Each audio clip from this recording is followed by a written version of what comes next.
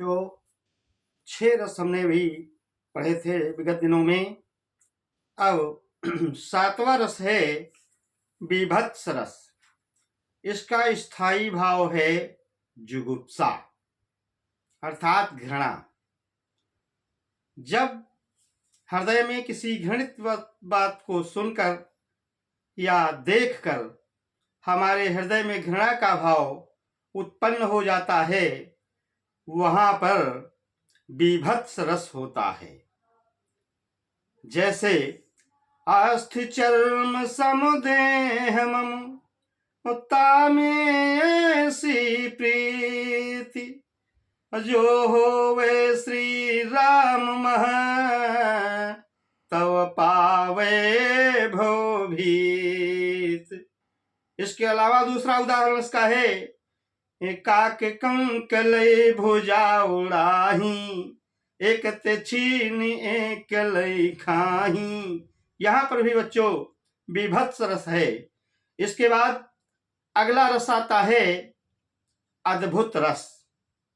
इसका स्थायी भाव होता है विस्मय। जहां पर विस्मय स्थायी भाव विभाव अनुभाव संचारी भाव के योग से रस दशा को प्राप्त होता है, वहां पर अद्भुत रस होता है। जैसे इसका उदाहरण है यह वहां दुई बालक देखा मत भ्रम मोर ज्ञान विशेखा तन पुलकित मुख बचन न आवा नयन मूंद चरणन सिरुनावा। यहाँ पर भी अद्भुत रस है। और इसका उदाहरण लीजिए कि सायर नाही सीप बिनु स्वात बूंद भी नाही कबीर मोती ने उपजे शून्य शिखर गढ़ माही। इसके बाद आता है शांत रस। शांत का स्थायी भाव होता है निर्वेद। निर्वेद का मतलब बच्चों होता है वेदना रहित। जब कोई संसार की निस्सारता को समझ करके और नश्वरता को जान लेता है, तो व्यक्ति के मन में जब वैराग्य की भावना उत्पन्न हो जाती है, तो वहां पर शांत रस की व्युत्पत्ति होती है। शांत रस का स्थायी भाव निर्वेद होता है। जैसे अबलो नसानी अब ना नसई हो राम कृपा भव निशा सिरानी जागे फिर न डसई हूँ।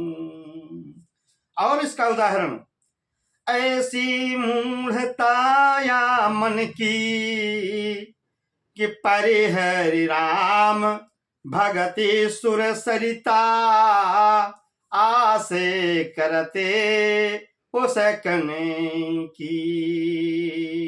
और इसका उदाहरण है कि जहां सुमति तहां संपत्ति नाना जहां कुमति तहां विपत्ति निदाना।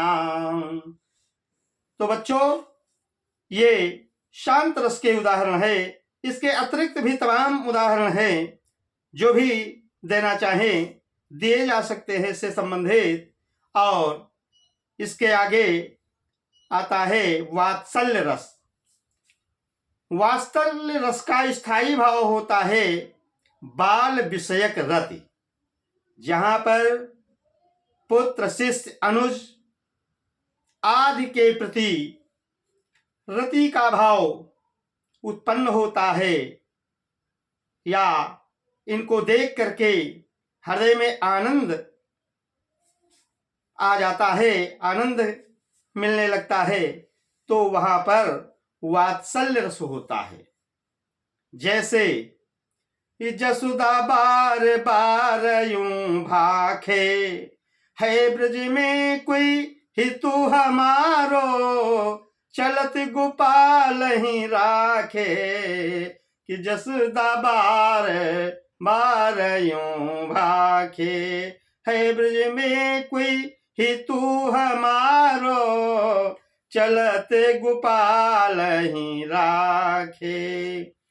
ये वात्सल्य रस का उदाहरण है। और इसके अलावा यशोदा हरि पालने झुलावे, हल रामे दुल रामे बढ़ावे, जोई सोई कछु देत। ये भी वात्सल्य रस का उदाहरण है।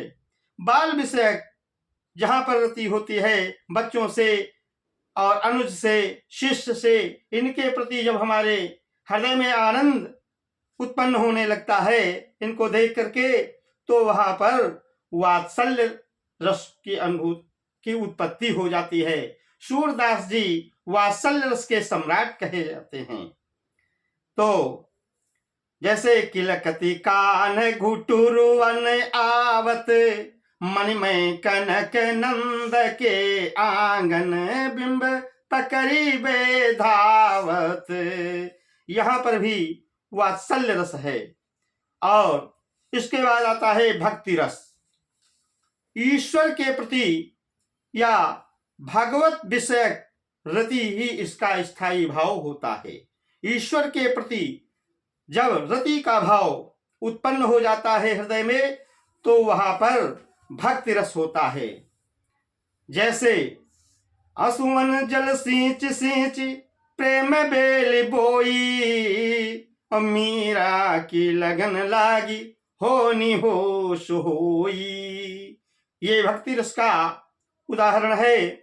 और भी इसका उदाहरण कि हे प्रभु आनंद दाता, ज्ञान हमको दीजिए, शीघ्र सारे दुर्गुणों को दूर हमसे कीजिए। ये आपके 11 रस हैं जो पूरे हो गए। और बच्चों इसके बाद में छंद आता है।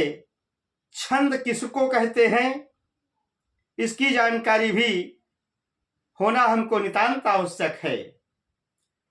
यद्यपि छंद को जो है, छंद के बिना काव्य अधूरा तो नहीं माना जा सकता है, क्योंकि छंद के बिना भी काव्य की रचना की जाती है। फिर भी छंद कहते किसको हैं? वर्ण, मात्रा, पद, यति, तुक, इनके नियमानुरूप प्रयुक्त रचना को हम छंद कहते हैं।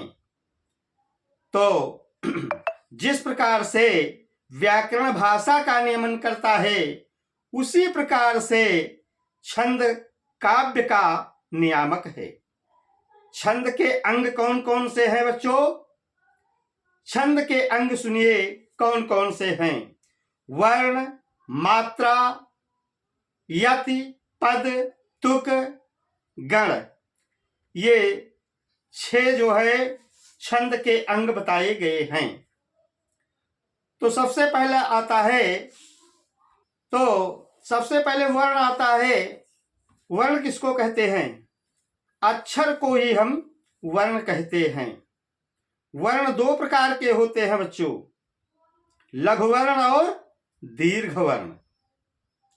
लघु वर्ण किसे कहते हैं और दीर्घ वर्ण किसे कहते हैं? जिन वर्णों को बोलने में कम समय लगता है उसे हम लघु वर्ण कहते हैं, और जिन वर्णों को, अक्षरों को बोलने में अधिक समय लगता है उसे हम दीर्घ वर्ण कहते हैं। लघु वर्ण की मात्रा 1 होती है, दीर्घ वर्ण की मात्रा 2 होती है। इसके बाद दूसरा आता है छंद का अंग मात्रा। मात्रा किसको कहते हैं? अक्षर को बोलने में जो समय लगता है उसे हम मात्रा कहते हैं। इसका तीसरा अंग है यति। यति किसको कहते हैं? पाठक जब बोलता है या पाठ करता है या लिखता है कुछ, तो जब कुछ समय के लिए हल्का विराम लिया जाता है तो उसे यति कहा जाता है। पद किसको कहते हैं? देखिए, प्रत्येक छंद में 4 चरण होते हैं जिसे हम पद कहते हैं। किसी किसी छंद में, छप्पे आदि छंद में 4 से अधिक चरण होते हैं। कुंडलियों में 6 चरण होते हैं। और इसके बाद आता है तुक। तुक की परिभाषा क्या है? तुकांत छंदों में प्रत्येक पंक्ति के अंतिम भाग की, ऊपर वाली पंक्ति के अंतिम भाग के समान ध्वनि को हम तुक कहते हैं। अर्थात बाद की सारी पंक्तियों के अंतिम शब्द का मिलान ऊपर वाली पंक्ति के अंतिम शब्दों से किया जाता है। वहां पर तुक बंदी मिलाई जाती है, उसे ही हम तुक कहते हैं। जैसे राम राम कहूँ राम सनेही, पुनि कहूँ राम लखन बैदेही। यहाँ पर सनेही और बैदेही का मिलान किया गया है, इसलिए इसे तुक कहते हैं। अब गण किसे कहते हैं? गण भी छंद का एक अंग है। पिंगल शास्त्र के अनुसार 3 अक्षरों के समूह को गण कहते हैं। ये 8 माने गए हैं। गणों की संख्या कितनी बच्चों? 8 होती है। जैसे यगड़, मगड़, तगड़, भगड़, जगड़, रगड़, सगड़, नगड़, ये 8 होते हैं। ठीक बच्चों, शेष इनके बारे में अगले दिन बताएंगे कि कौन कौन से छंद मात्रिक छंद होते हैं और कौन कौन से वर्णिक छंद होते हैं। तो देखिए, आज यहीं से हम स्टॉप लेते हैं। और बच्चों, हमारे इस आधुनिक ज्ञान हिंदी ज्ञान सागर चैनल को सब्सक्राइब करें, लाइव करें और अपने दोस्तों तक इसे पहुंचाने का प्रयास करें, उनको जोड़ने का प्रयास करें। धन्यवाद। अगले दिन बताएंगे शेष।